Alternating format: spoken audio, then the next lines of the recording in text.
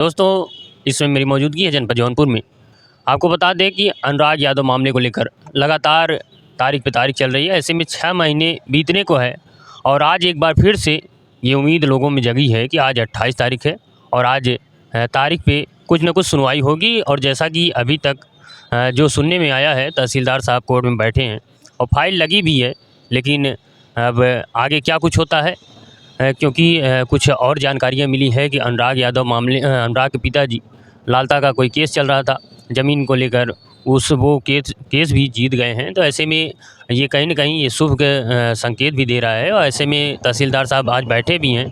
तो अगर नंबर क्योंकि शायद 35-36 नंबर पे है वो फाइल, ऐसे में अब चल तो रहा है, लेकिन लास्ट तक क्या चल पाएगा कि नहीं।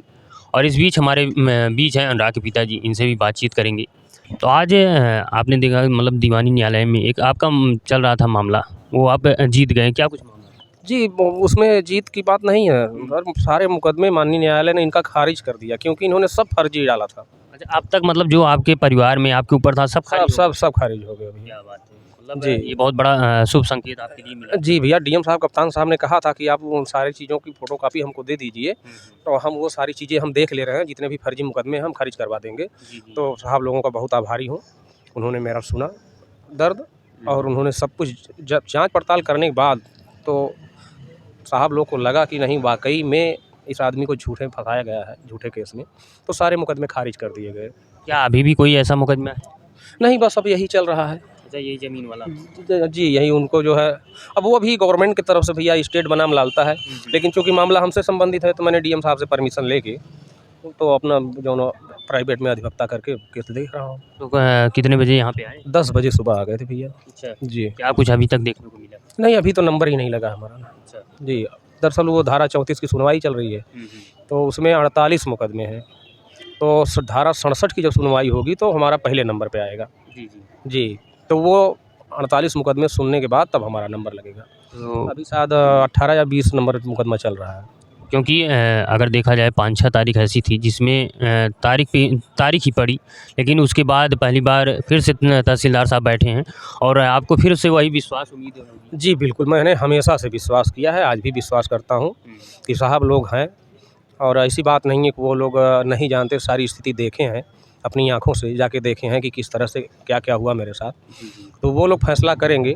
कानूनी अड़चनें हैं, दाँव-पेच हैं, थोड़ा बहुत जो भी लेट-लतीफ़ हो रहा है, तो फैसला तो होगा ही होगा। जी, जी। सरकार अपनी ज़मीन इनसे ले लेगी और हमको भी कुछ तसल्ली मिलेगी कि नहीं, जिन्होंने हमारे साथ ऐसा किया उसको उनके दोष की सज़ा दी जा रही है उनको। जी। जो कृत्य उन्होंने किया उसका दंड उनको मिल रहा है।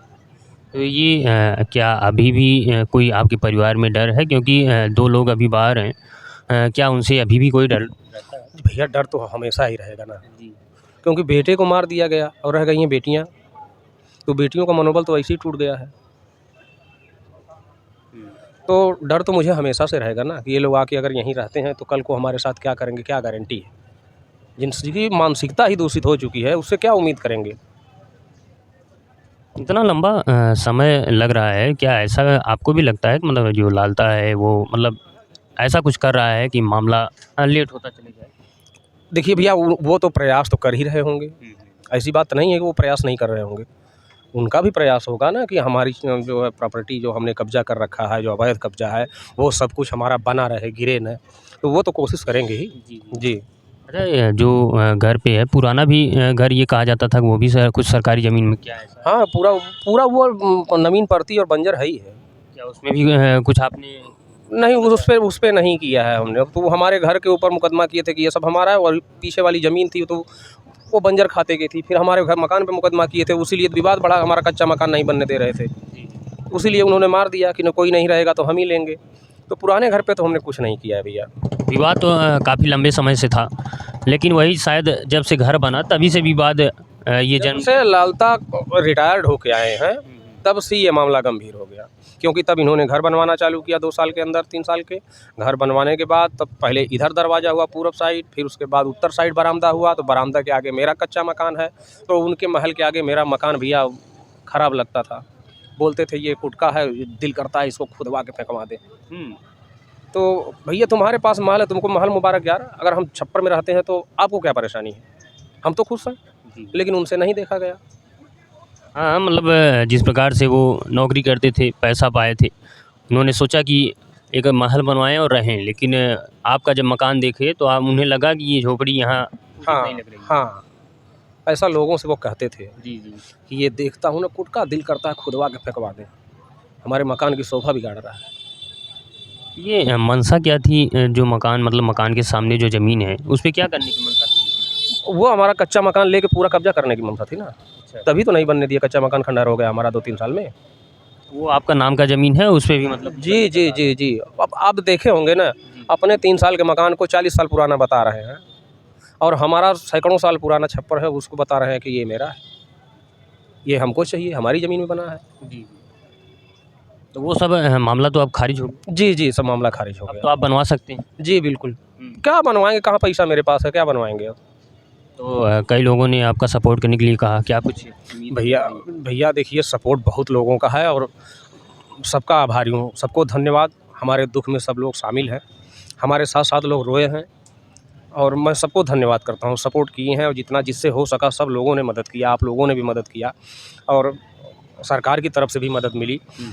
लेकिन अब उसी मदद में, क्योंकि कहीं कमा तो पाऊँगा नहीं, जी। उसी से 6 महीने से खर्चा चल रहा है। बच्चियों की पढ़ाई-लिखाई है, दवा है, तमाम खर्चे हैं, खेती का खर्चा है, और उसके बाद उसी में कचहरी, यहाँ से हाई कोर्ट, तो हर जगह से सपोर्ट तो मिल रहा है, लेकिन फिर भी तो उसी में से जा रहा है ना, तो कितने दिन चलेगा वो? कहाँ से मकान बनवा पाऊँगा? मकान मतलब बनवा लूँगा तो खाने के लिए कहाँ से मिलेगा? ये मतलब ये पहले था कि आप मकान बनवा रहे थे, लेकिन बनने नहीं दे रहे थे, उसमें जो मुकदमा चल रहा था, लेकिन अब ऐसा कुछ नहीं है। अगर आप बनवाना चाहेंगे, मतलब कहीं से सपोर्ट मिलेगा। वो रिपेयरिंग के कंडीशन में रह ही नहीं गया है ना, अब तो वो गिर ही जाएगा। पहले था तो थोड़ा बहुत टूटा-फूटा था, तो उसको रिपेयरिंग करवा देते थे हम लोग, मिट्टी-उट्टी लगा के, और वो क्या बोलते हैं, थप्पा-वप्पा लगा के छवा देते थे उसको, जी, जी। मरम्मत करवा देते थे। लेकिन अब इस कंडीशन में आ चुका है कि अब वो मरम्मत के काबिल नहीं है, बारिश का पानी खाएगी, दीवार गिर जाएगी। अगर कोई आपका सपोर्ट करता है, तो जी, वो अगर बन जाएगा। अगर सपोर्ट मिलता है भैया तो बनवा लेंगे, 1-2 रूम बन जाएगा, जिसमें रहने लायक, बच्चियों के पढ़ने लायक मिल जाएगा सेपरेट रूम, जी, जी। तो बच्चियाँ ढंग से अपनी पढ़ाई-लिखाई पूरा कर पाएँगी। नहीं तो इसमें आपने भी देखा होगा, पतरे में तपता है, जी। मैं कहाँ भाग के बैठता हूँ। तो क्या बच्चों से क्या उम्मीद अभी भी है? भैया बेटा नहीं है, लेकिन हमने बेटियों में और बेटे में कभी अंतर नहीं समझा, और उम्मीद बहुत है। अब भविष्य कोई जानता नहीं है, लेकिन हमारे बच्चे पढ़ने लिखने में ठीक-ठाक हैं, और ईश्वर से प्रार्थना करता हूँ कि मालिक उनको सफलता प्रदान करें। मेहनत तो बेचारे कर ही रहे हैं। क्या मनोबल उनका ऊँचा हो रहा है या अभी भी? जी, जी, मनोबल मैं डाउन नहीं करता बच्चों का, लेकिन अब टूट तो वो भी गई हैं, थोड़ा सँभलने में वक़्त लगेगा। बच्चे हैं, वो मंज़र मैं कल्पना करके मैं सिहर जाता हूँ, तो वो लोग तो सर को गोद में लेके बैठे थे, तो क्या हाल हुआ हाँ, होगा? मेन मौके पे वो लोग, जी, आप तो दूरी थी। जी। तो फिर से ये उम्मीद लगा के आज आए हैं कि आज हमें कुछ न्याय मिल जाएगा। जी, जी भैया जी। तो दोस्तों, एक बार फिर से ये उम्मीद है कि आज तहसीलदार साहब कई तारीखों के बाद बैठे हैं, तो क्या वो उम्मीद फिर से बरकरार रहेगा? आज पूरा देश इस मामले को जानना चाहता है, क्या इस मामले में आज कुछ फैसला बड़ा होगा? तो ऐसे में कुछ समय बाद कोर्ट का जो भी डिसीजन आएगा, मैं ज़रूर आपको जानकारी दूँगा।